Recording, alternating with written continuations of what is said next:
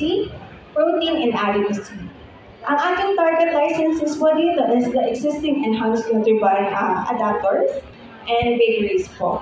Ang ating target market dito is yung mga bata po na 6 to 9 years old po. And the institutional market po. And then, for the equipment cost po, 500,000 to 1.5 million pesos po.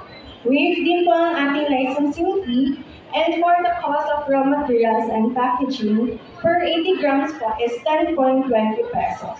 So sa isang pack po, 4 pieces po ng Nutribanets yung nakalagay. And 3 workers po ang minimum for the manpower, and 200 square meters naman po for the plant layout size. Next po is the Nutri-Co cookies.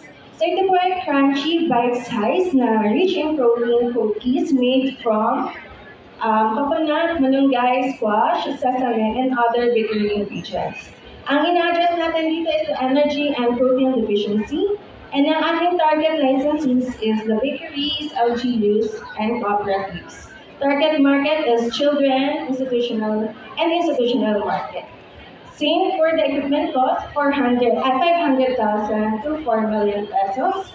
Waive din po ang ating licensing fee, and ang cost of raw materials and packaging per 30 grams is 5.60 pesos per pack.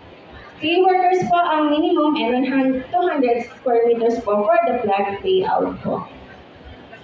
For the equipment, for the Nutribanets, kailangan po natin ng weighing scale na nakakabasa po, or in grams po dapat, hindi po siya in kilos. So in grams, and dapat po nakakabasa ng decimal points, steamer, grinder, spiral mixer, cabinet proofer, oven, moisture analyzer, stainless steel table, impulse hand or food sealer, and non-stick pan, and ito po cooker molder po. So for the raw materials, kailangan lang po natin ng squash, malunggay, and peanuts, and wheat flour, para po makabuo po tayo ng Nutribanets. For the Nutri-Co cookies, same equipment, pero papalitan lang po natin yung non-stick pan na piping bag or cookies dropping machine. So ang kailangan lang din po natin dito is the squash, malunggay, black sesame seeds, and coconut, all-purpose flour, and other bakery ingredients po. Next po is the sweetened calamansi juice, vitamin C enriched. So ito po ay nutritious beverage po na specifically formulated para po ma-meet yung nutrient requirement or yung 100% vitamin C ready requirement of school children. So ang ina-address po dito is yung low fruit intake and vitamin C deficiency. Ang ating target licensee is the beverage industry, private companies. And ang ating target market is the children, adults, and elderly. For the equipment cost po is around 3.5 million po yung kailangan natin invest.